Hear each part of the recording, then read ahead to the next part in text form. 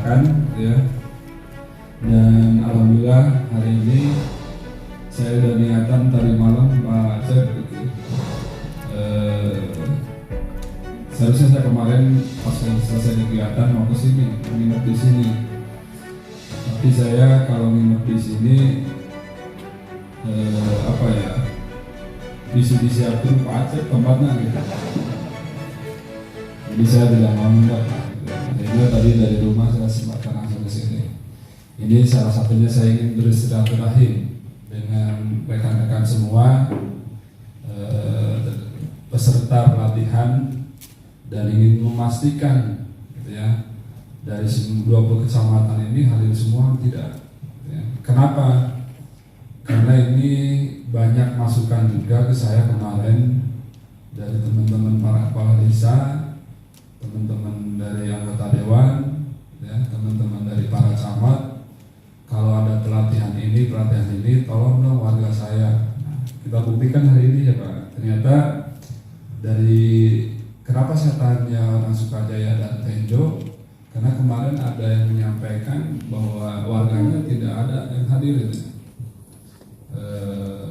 Artinya saya ingin nanti menyampaikan, Tenjo juga hadir kan, ada ya? Dari Sukajaya pun hadir kan gitu ya.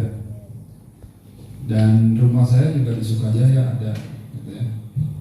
Jadi saya tiap hari ke Sukajaya, tiap hari libur tadi Pak gitu, tiap hari libur.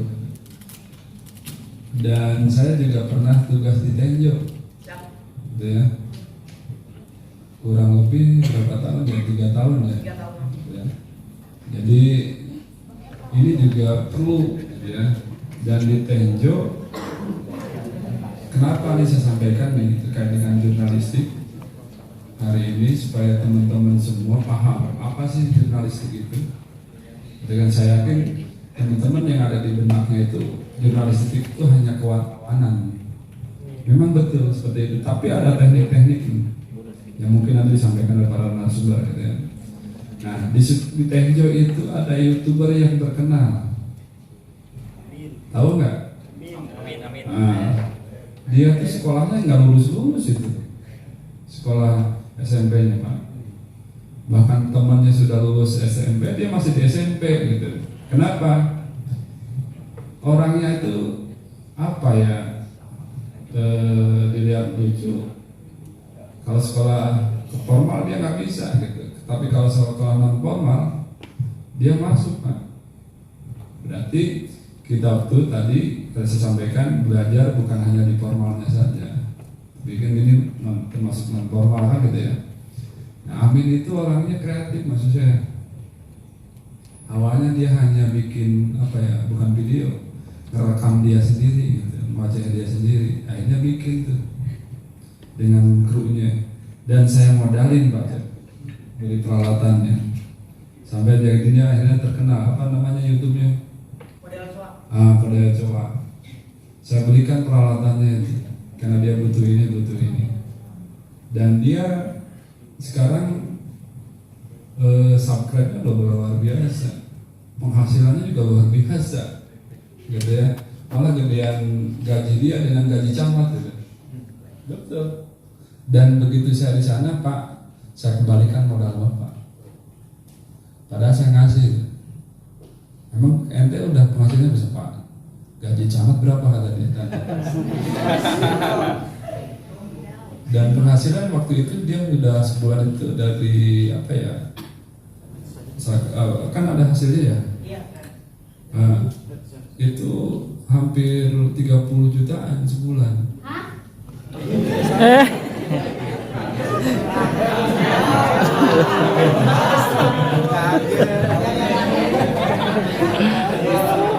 Kaget kan? Saya juga kaget betul. Dengan bermodalkan hanya saya belikan alat untuk rekam, kemudian kamera ya. Kemudian apa lagi tuh? Gitu kan? Supaya hasil videonya bagus gitu. Dan memang bahasanya bahasa orang Dayak begitu ya? Iya, gitu.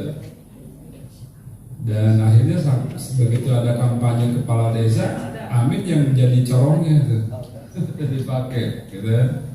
Dan luar biasa. Nah, maksud saya ini saya sampaikan terkait dengan ini. Hari ini dilatih untuk bagaimana tentang jurnalistik gitu ya. Karena jurnalistik itu kan kalau adik-adik atau teman-teman semua di sekarang ini yang ikut, jurnal itu kan artinya apa ya? Catatan ya. Gitu ya. Catatan harian atau apalah gitu kan. Jadwal lah atau apa gitu kan. Nah itu, jadi ada teknik-tekniknya. Bukan hanya kita menulis saja gitu kan, bukan kita hanya bikin videonya saja atau jadi entrepreneurnya saja, tapi ada teknik-tekniknya supaya tadi untuk menarik seperti apa, supaya orang berkesan dan ngobrol dengan kita harus seperti apa. Nah itu juga ada teknik-tekniknya, dan hari ini ada di semua dilatih bagaimana nanti memenuhi apa yang disebut dengan jurnalistik tadi gitu ya. Karena kebanyakan kan begitu ya, ikut-ikut aja kan gitu ya Pak, tanpa ada pelatihan, akhirnya kan melenceng jauh. Nah, mudah-mudahan kalau sudah dilatih hari ini, adik-adik sudah paham, rekan-rekan sudah paham terkait dengan jurnalistikan gitu ya. Dan yang paling utama adalah walaupun kita sudah dilatih tentang ini, tentang itu dan segala macamnya, kalau kita tidak kreatif sama saja. Nah ini maksud saya, kita sudah punya kemampuan, kita sudah punya keahlian. Nah yang selanjutnya adalah kreativitas kita. Jangan sampai nanti setelah dilatih, dibintek, diberikan ilmu, kalau kita tidak kreatif, ya sama aja kan gitu ya. Nah menurut saya mari kita sama-sama, karena nanti tantangan adik-adik itu luar biasa. Saya dengan Pak Acep mungkin sudah apa ya Pak? Gitu ya. Sekarang umur berapa rata-rata? 20-an kan? 21. Kalau saya dulu 21 itu sudah jadi pejabat. Saya umur 21 itu sudah jadi kepala seksi di Kecamatan Parung Panjang, gitu ya. Nah, ini yang kita butuhkan hari ini. Kenapa sasarannya adalah kelompok pemuda? Karena kenapa yang dibebani oleh Dispora ini adalah ngurus pemuda yang masih dianggap pemuda lah, yang umur 40 ke bawah ya Pak. Kalau yang 40 ke atas itu bukan pemuda lagi. Ya, mantan pemuda gitu ya. Nah kita siapin nih skill-skillnya, kemampuannya untuk bersaing tadi, dengan bersaing dengan sehat ya. Karena kenapa? Tantangan ke depan itu akan lebih besar, permasalahan juga akan lebih besar, persaingan juga akan lebih ketat gitu ya.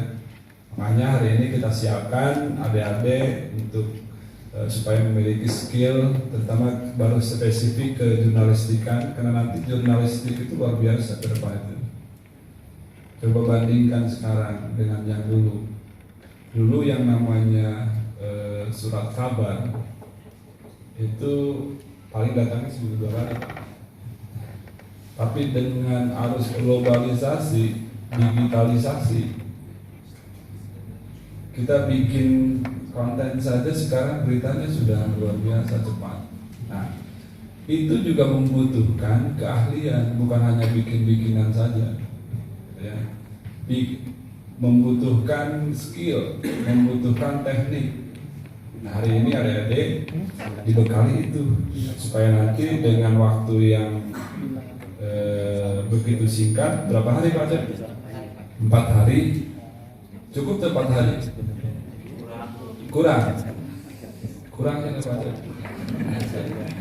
Nanti kalau misalnya nanti kita evaluasi. Nanti juga kita ada evaluasi yang dilatih hari ini sudah jadi apa ke depan. Kita kan punya catatan ya Pak. Ya. Kita pantau nanti supaya nanti apa yang disampaikan oleh para narasumber yang diadakan oleh Dispora ini bermanfaat, benar-benar bermanfaat nanti oleh adik semua kita pantau. Mungkin di Sukajaya karena situasinya dingin segala macam, Bisa saja seperti amin-amin berikutnya. Amin. Iya. Dan saya juga akan bukan berubah ya. Saya sedang berpikir bagaimana Sukajaya itu menjadi daerah tujuan, ya, tujuan wisata. Dulu saya pernah bikin Tenjo itu menjadi wilayah tujuan dan banyak tempat-tempat wisata yang saya buat secara buatan gitu. Dan ramai setelah saya tinggalkan memang sudah ramai Pak. Gitu. Tenjo sudah jadi kota ya? Siapa? Kota Podomoro Pak? Kota Podomoro. Dulunya pejabat yang ditempatkan di situ bertanya dulu, tidak mau ditempatkan di Kecamatan Tenjo. Tapi begitu saya ditanya oleh Bupati, mau nggak jadi Kecamatan Tenjo? Siap. Makanya saya rubah Tenjo. Ya. Nah, salah satunya itu karena Sukajaya itu memang kecamatan yang apa ya? Aksesnya ini memang belum terbuka semua, gitu ya. Dan saya sedang berpikir bagaimana akses yang masuk Tenjo ini, masuk Sukajaya ini sama dengan Tenjo, gitu ya. Karena memang Tenjo aksesnya dekat tol juga dekat, jadi enak pengembangannya. Termasuk dengan kecamatan-kecamatan lain. Sukamakmur kan sekarang sudah dibuka untuk puncak buahnya, gitu ya. Nah ini juga mengikuti apa yang dilatih sekarang. Gitu. Nanti yang dilatih sekarang itu membutuhkan nanti di sana itu seperti apa, kemajuannya. Dan ini saya sampaikan kepada narasumber yang diemban oleh Dispora ini adalah bagaimana menyiapkan sumber daya manusia khusus pemuda untuk yang akan datang. Gitu ya. Kalau tidak disiapkan hari ini, adik-adik akan tergerus. Dinas Pemuda dan Olahraga melaksanakan kegiatan pelatihan jurnalistik bagi pemuda dan pemudi yang ada di Kabupaten Bogor. Kenapa kita adakan pelatihan ini? Ini salah satu untuk menjawab tantangan ke depan yang dihadapi oleh para pemuda dan pemudi kita, khususnya di Kabupaten Bogor. Kenapa? Karena memang ke depan itu luar biasa dan ini yang bisa nanti menjawab kebutuhan-kebutuhan yang dihadapi oleh para pemuda kita ke depan. Pak, para peserta ini dari mana aja sih Pak, para peserta ini Pak? Nah ini kita lakukan untuk angkatan pertama ini ya. Angkatan pertama ini kita baru 20 kecamatan dan mudah-mudahan di sisanya nanti kita akan laksanakan di minggu depan. Terakhir Pak, target atau harapan Bapak secara lembaga ataupun dinas pemuda dan olahraga dengan kegiatan ini apa Pak? Jadi gini, kalau yang namanya pelatihan apapun yang dilaksanakan oleh dinas maupun termasuk Dispora ini adalah untuk investasi di sumber daya manusia. Yang namanya investasi sumber daya manusia itu kan tidak bisa dirasakan langsung hari ini, tapi bagaimana ke depan nanti bisa dirasakan oleh kita semua. Karena memang investasi sumber daya itu bisa dirasakannya nanti, gitu kan. Apalagi sumber daya manusia tidak bisa dirasakan hari ini. Kalau bangun jalan mungkin hari ini bisa dirasakan tata dan tidaknya kan, gitu ya. Iya. Nah kalau membangun sumber daya manusia bisa dirasakannya nanti. Dan mudah-mudahan ini juga menjadi suatu untuk menjawab bagaimana pemuda dan pemudi kita khususnya bisa lebih berkreatif lagi, bisa berkreasi lagi terhadap tantangan masa depan ini. Pak, ini kan angkatan 1, apakah ada angkatan berikutnya atau gimana Pak? Dan rencana kita di minggu depan ada angkatan keduanya dari 40 kecamatan. Dan ini sasarannya adalah pemuda dan pemudi yang ada di kecamatan khususnya di wilayah Kabupaten Bogor. Berarti untuk pesertanya dibagi 2 ya, angkatan 1 dan kedua gitu. Ya ini masuk angkatan pertama ya.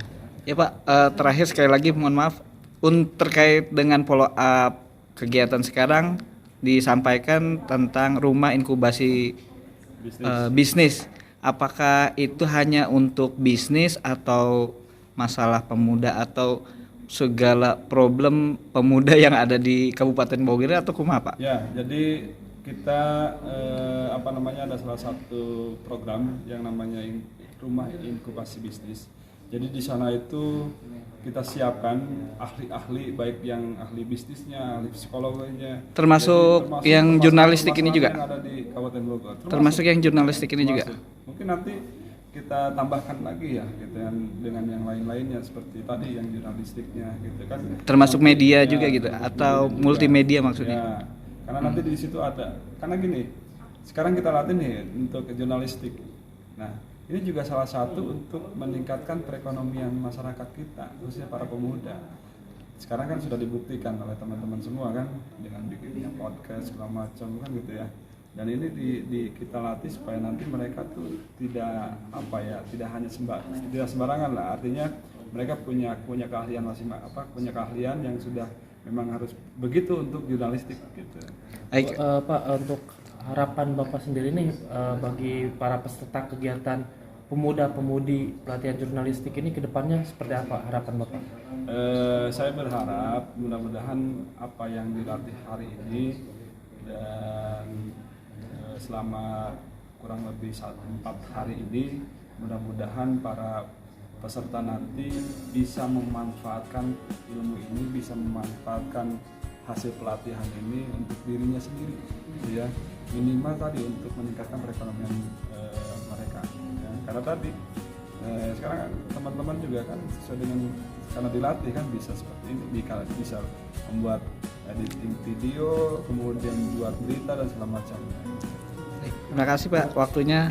Sukses selalu Pak Asnan. Yes,